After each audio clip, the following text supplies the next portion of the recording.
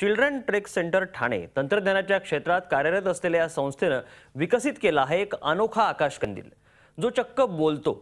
विशेष म्हणजे सौर ऊर्जेवर चालत असल्यामुळे तो विजेचीही बचत करतो। विश्वास बसत नसला तरी हे खरं आहे।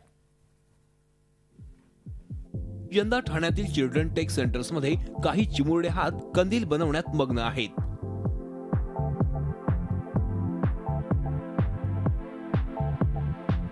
हे आहेत बोलके कंदील, संपूर्ण भारतीय बनावटीचे रोबोटिक कंदील। ऐकून चक्रावलात ना? जरा नीट पहा।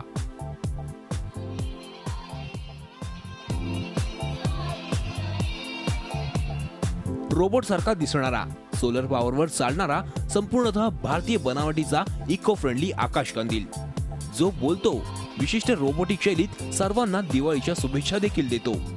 या रोबोटिक कंदिलात एक विशिष्ट व्हॉइस रेकॉर्डिंग आयसी वापरण्यात आली आहे, जिच्यात संगणकाच्या सहाय्याने आवाज रेकॉर्ड करण्यात आलाय। हा आवाज प्ले होण्यासाठी यात सेन्सर वापरण्यात आलाय। इतकंच नाही तर कंदिलामध्ये इलेक्ट्रिसिटी तयार करण्यासाठी सोलर पॅनल वापरण्यात आलाय आणि प्रकाशासाठी वापरले आहेत रंगीबेरंगी एलईडी लाईट्स। त्यामुळे विजेचीही मोठ्या प्रमाणात बचत होतीये। कंदील बनवण्यासाठी कागदाचा वापर करण्यात आल्यानं हा रोबोटिक कंदील इको फ्रेंडली देखील आहे।